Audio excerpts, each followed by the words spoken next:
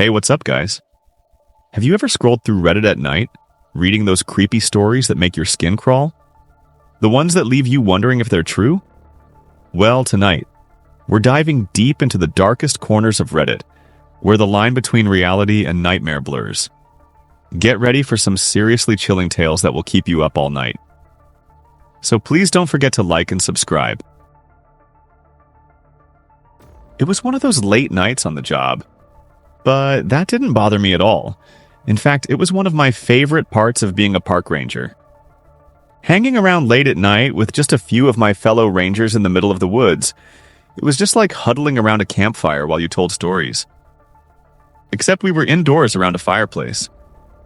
It was the middle of spring, but it had been cold lately, so while the afternoons were pleasant, the nights had been chilly, which was why we were all inside gathered around a fire while on the clock.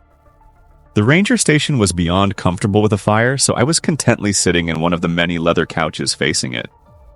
We were all midway through a shift, and like many nights on the job, it was quiet, so we got to talking about nothing in particular. There's nothing like the natural flow of an unplanned conversation. Outside, the evening had slowly given way to night, and the darkness had settled upon the woods with its usual silent thoroughness. The area may be a park during the day, but at night it was the woods. Parks inherently sound fun and bring to mind cookouts, whereas the woods has an inherently spooky vibe. There were 4 of us sitting by the fire in the ranger station on that chilly night. Me, Harland, Anthony, and Craig. Craig had just finished talking about his cousin's wedding when Anthony asked Harland what his scariest story was from working here all these years. Usually, Harland just chuckled and said he'd heard some crazy things over the years, but not this time. This time, he sat there quietly for a moment before he said, "The Witch of Blackthorn Creek." That was when we all went completely still.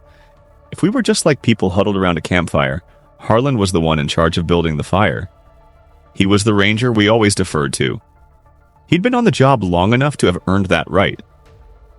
Harland's family had also been in the area for generations, so if anyone had any stories to tell about what may have happened here, it was him.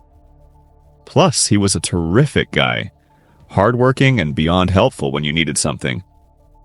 So when someone like Harland tells you he's heard of a story like that, you listen intently, especially with the tone of voice he used.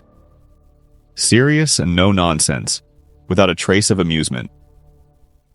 "The Witch of Blackthorn Creek," Harland began in a clear voice as we all gave him our full attention.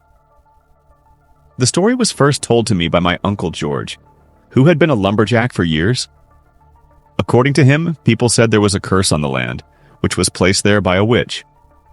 It all started 1 year ago when the harvest went bad. Since there had been nothing but plentiful harvests every year, it made people suspicious. There was barely enough grain and stuff to get through winter. It didn't help matters that the town had generally been prosperous but had recently started to go through some financial difficulties.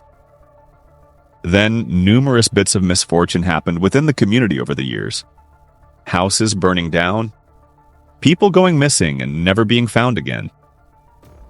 Periodically, there would be something odd left lying around near where someone had vanished. Creepy things like weird-looking dolls made from wood that never failed to rattle people. There wasn't anyone around who people thought was capable of anything like this, and since one of the families in town had experienced something like this before in a different town many years ago, they suspected there was some kind of curse put on them. Especially after a few people who kept track of all the strange events realized all of them took place on a full moon. Harland took a sip of his coffee before he continued. It all came to a head when there was a terrible accident at the town lumber mill, a fire that no one could figure out how it started. Several employees died and many others were badly injured, and the lumber mill, which was one of the biggest employers around, closed. That was when the paranoia that had been lingering under the surface boiled over. So when some people from town found an abandoned cottage in the woods near Blackthorn Creek with weird symbols written on the walls and the floor, they grabbed their torches, set the place on fire, and watched it burn. According to the crowd, the cabin took forever to burn. Much longer than the people thought possible. But once it did finally burn down, they took the ashes and buried them deep in the woods and didn't mark the location, hoping that would be the end of it. And for a while, that seemed to be the case. But every once in a while, something would happen that would make people in town look over their shoulders. Nothing major. A bit of bad luck in the form of an injury, or some suspicious noises outside the house after dark, and perhaps some scratch marks on the door or the wall.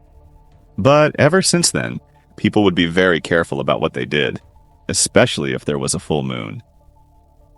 Then he paused for a moment to look at the fire, which was crackling pleasantly in the fireplace. I couldn't tell you how old I was when I first heard the story, but I remember exactly how I felt. Confused. Because the story, although creepy and entertaining, didn't quite make sense to me. And I said something to Uncle George about that, and he laughed. Then he said he agreed that the story was long on atmosphere and short on believability. That's when he got serious. Told me that although the story was a bit of fiction, he never doubted that it came from somewhere, and there was indeed something going on out in the woods. Then he added that it didn't matter how old I was, where I was, who I was with, or what was going on. If I got a terrible feeling, I should listen to it. And I've listened to every feeling I've gotten since then. It's never served me wrong. He looked around at us, slowly taking us all in. I've never quite believed that story, but I will be the last person to deny that in all the years I've been out here, I've felt things on occasion. Things that made the hair stand up on the back of my neck. And on even fewer occasions, I've seen things. Fleeting glances at things that I wasn't sure I saw. But there was one time when I not only felt something, I heard something. The air in the ranger station was completely still. I briefly glanced at my colleagues as Harlan said this, and they met my glance, and I could see they were just as gripped by the story as I was. It was about 30 years ago, Harlan explained. I was just starting out as a park ranger. This was back in the early 90s when technology and life in general was very different from today. I'd grown up out in nature and I'd seen plenty of scary movies, and more importantly, I'd grown up hearing countless spooky stories about what may or may not have been lurking outside, so I wasn't exactly sheltered. But there are some things you're never truly prepared to experience.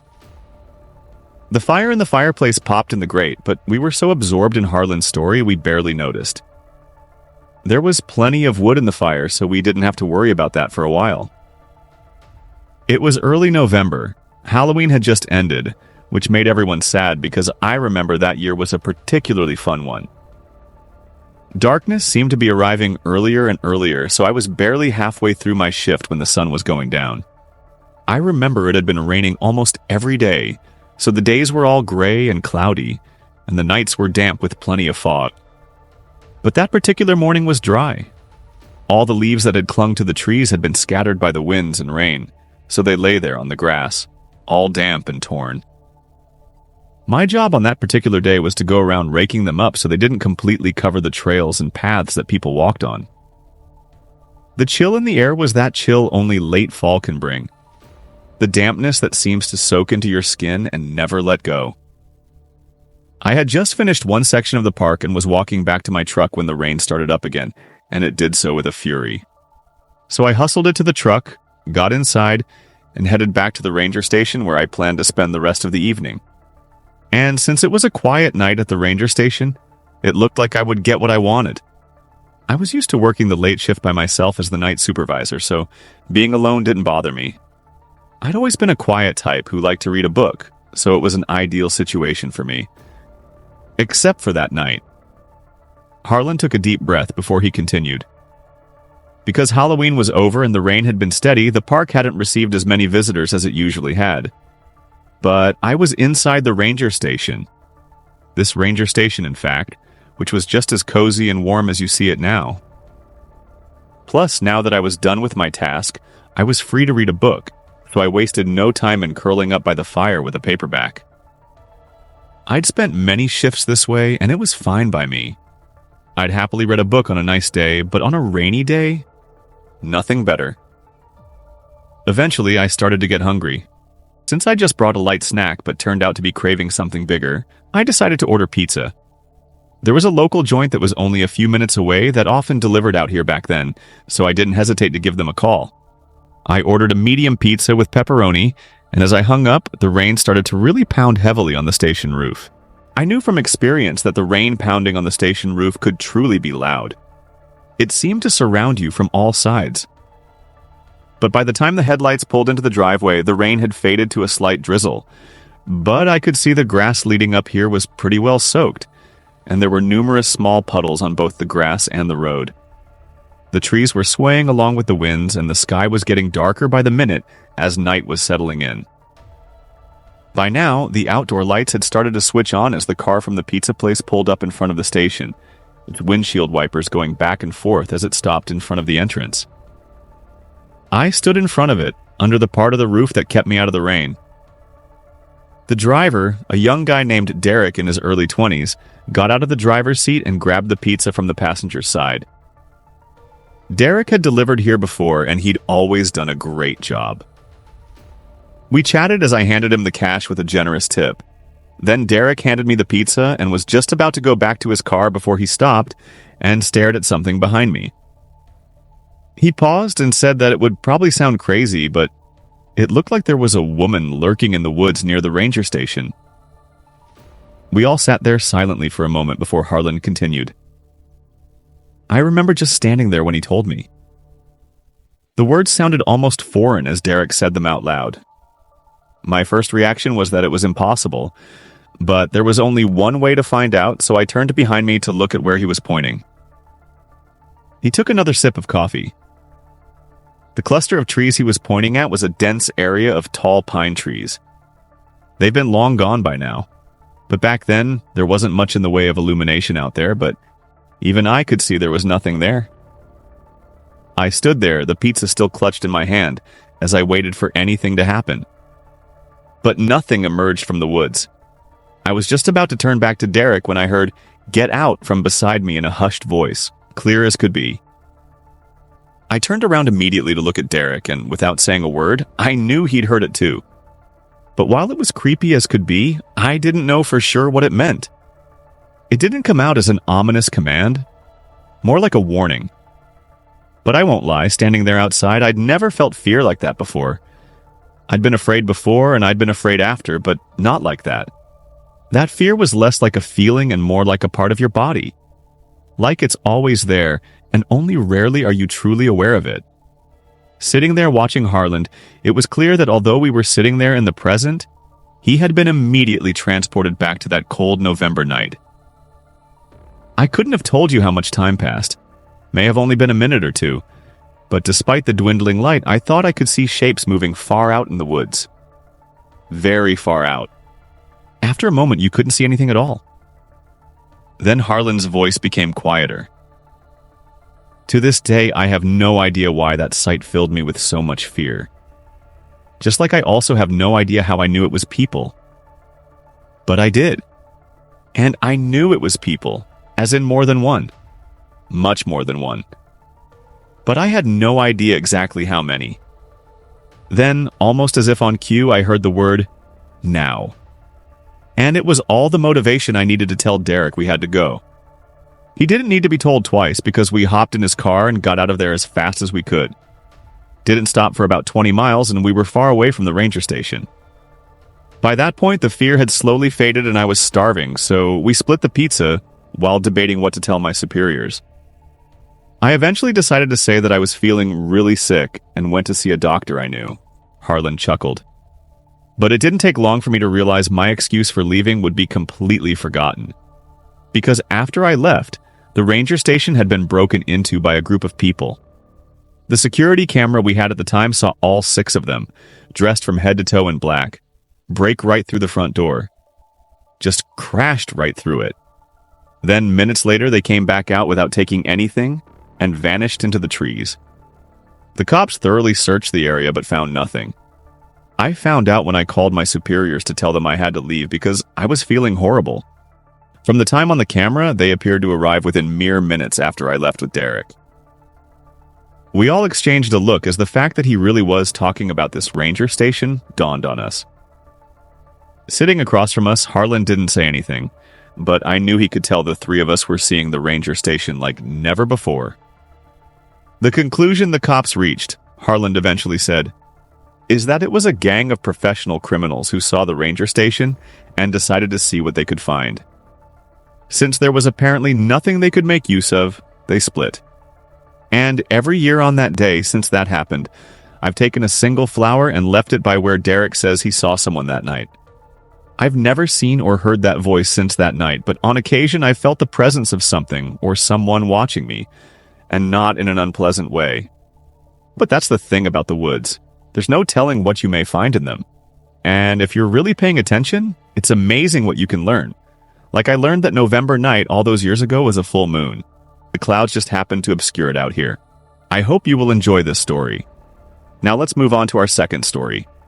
The scariest sleepover of my life. Okay, so I'm not sure how scary others will find this, but it was literally traumatizing to me as a kid, and it still confuses me to this day. So growing up, I was always in Girl Guides. I think around this year I was probably a brownie. Not sure if the rest of the world uses that term, but in Canada we do. So I was around 7 to 8 years old. I had many close friends in my unit, one being this girl named Aisha. We hung out a ton, but never usually outside of Girl Guides. This one hot summer day, she asked if I could come over for a sleepover. I was stoked. The whole car ride to her house, we talked about all the fun things we would do and how awesome it would be to eat popsicles in the pool, since it was so dang hot outside. We get to her house, and it's beautiful. Kind of May on the outside, but once you got inside, it was a whole other story. Furniture was beautiful.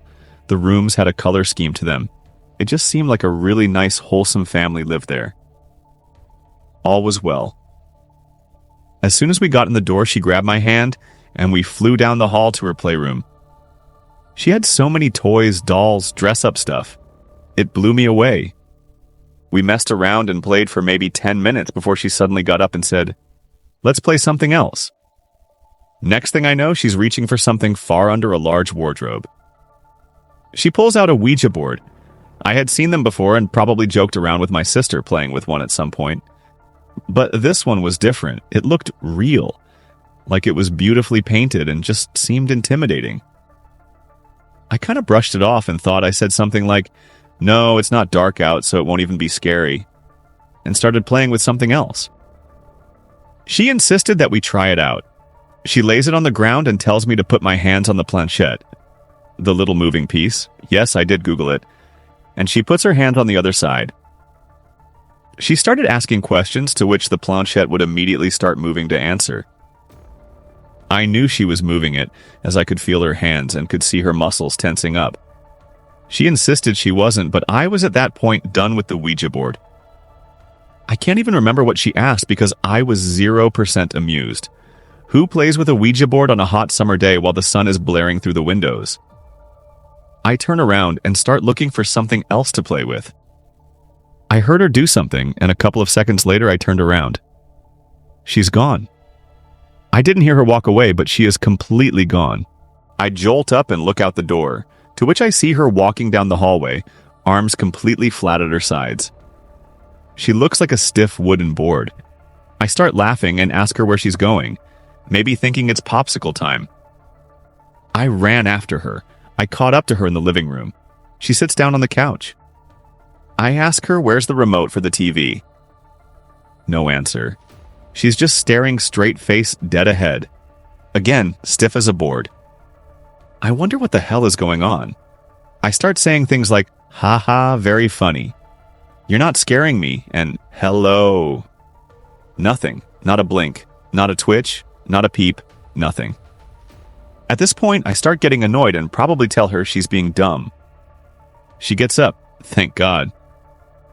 "Ha ha, okay, can we go in the pool now?" I say, fully creeped out. She starts walking towards her bedroom. I hadn't seen her bedroom yet, so I thought maybe she was giving me a house tour.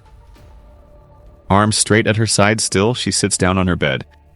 I start looking around her room at her makeup and clothes, asking her all kinds of meaningless questions like children do. Again, no response. I'm beyond confused now and tell her I think I should go home. "Don't," she says. At least she said something. I ask her what's going on and that this was just silly and that we should go do something fun. Because this was not. Fun. At all. She continues to just sit there staring dead straight ahead. I'm legit getting shivers as I type this. This behavior lasted the entire day. I'm not joking. She didn't say anything to me other than that one serious don't. I hated it. Wasting a beautiful hot summer day inside in silence. She never once turned on the TV, computer, or did anything while she went and sat down in random rooms around the house. And what's really effed up is that this whole time there were no adults in the house. I had no idea where her mom was, her dad, anybody. No one was there, and I have no idea why. It was getting dark, and I was just hoping we could go to sleep so I could forget about this horrible experience. We got into pajamas, still in silence, and were preparing for bed. I was starving since we hadn't had anything to eat. I asked her if I could have some food. She walked me to the kitchen and sat down. I started rummaging through her fridge. It felt very strange as I was in a random house having to make my own food. All of a sudden I hear the back door fly open. I rush to the door and ask her what is going on. I see nothing. It's pitch black out there. And she's nowhere in sight. There was a porch light above the door, but the backyard was so big that it didn't help illuminate anything. I was freaked. I yelled out for her countless times, knowing there's no way in hell I was about to go out there and look for her. I think around 10 minutes passes by with nothing but silence in the air. I had sat down at the table and closed the door, wanting nothing to do with this situation. I hear something. The doorknob rattles and she comes walking into the house. Soaking wet.